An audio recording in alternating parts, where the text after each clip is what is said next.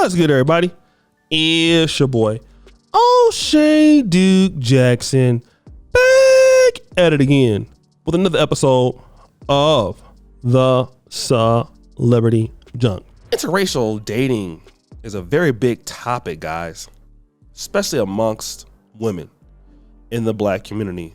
And unfortunately, as it appears, many ladies in the community have become what I would consider to be disenfranchised with dating black men. It's become a big problem, all right? And this is not every woman. I mean, we do have a lot of sisters that want to still stick with the brothers in the community, and I'm very happy to hear that. But unfortunately, we do have situations in which they are not interested, okay? And they feel that you need to go and try your luck somewhere else. This is the case with the swirlers. The swirlers go out there and they want to deal with, you can call it white men.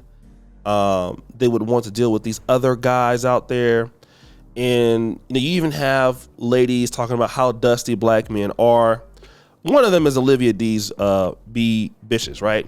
And in this clip, you'll hear how she'll say even successful black men are dusty. Talk about these dusty ass. Okay, so when I say dusty, I don't mean tax bracket, okay? All black dusty. It does not matter their tax bracket. Gabrielle Union is married to Dwayne Wade, and he makes millions of dollars, and she still has to go 50-50 with his ass, even though he cheated on her and had a baby on her.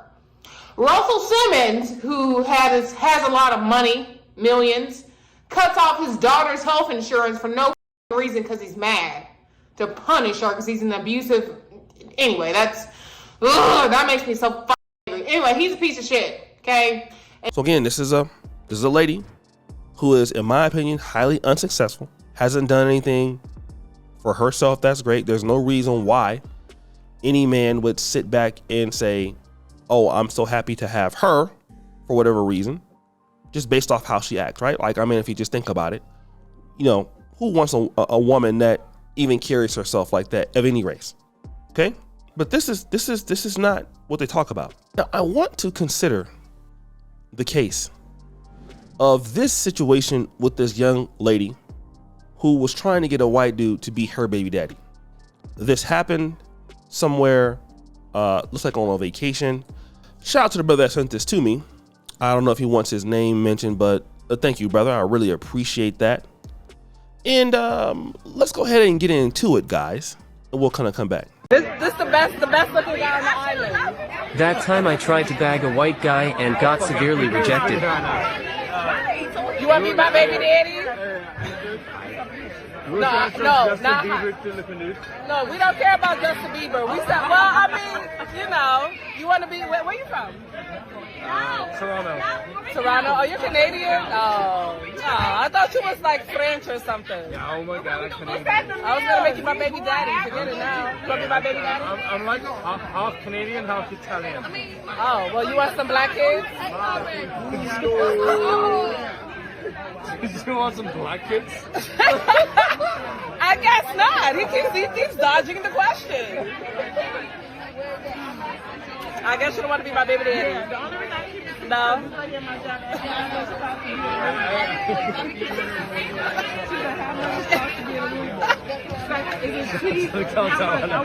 It's a no. Oh, it's a no. All right. So, guys, let us deal with this, okay? And here is this woman that basically is asking a white man, "Do you want to be my baby daddy?" Now, I want to deal with this because this is very important, and the language is very interesting. First of all, why would you say something like that, okay, to somebody you don't know? And it could not be that the man is not attracted to her, because that might not be the case, but you're a turnoff. You're talking to somebody you don't know and you're asking them, do they want to be your baby daddy? Is that what they want to do? Is that what they're thinking about doing? And so once you talk like that and you're literally throwing yourself on this man, well, what do you consider? You sound like you're so desperate and you're so thirsty. That's what it sounds like, okay? Then you keep asking him, does he want to do it? The guy is not interested in you at all. He doesn't want anything to do with you because you're trying that same, let me just say it, hood stuff you would be trying in the hood with a brother, but you think it's going to work over there in the black community. It's the same thing what I notice about a lot of the divestors. They don't want to deal with black men, but you want to do the same things that you've been doing in your community, trying to get with somebody of another community, and they look at you as if it's not serious. Like, wait a minute, do you have any respect? Do you want, like, no. Like, I don't like women that talk like that. You know, like, no, what man would be interested, like, hey, you know, culturally, do you want me my baby daddy? As if that's something that he's gonna see as success. First of all, he's a white guy.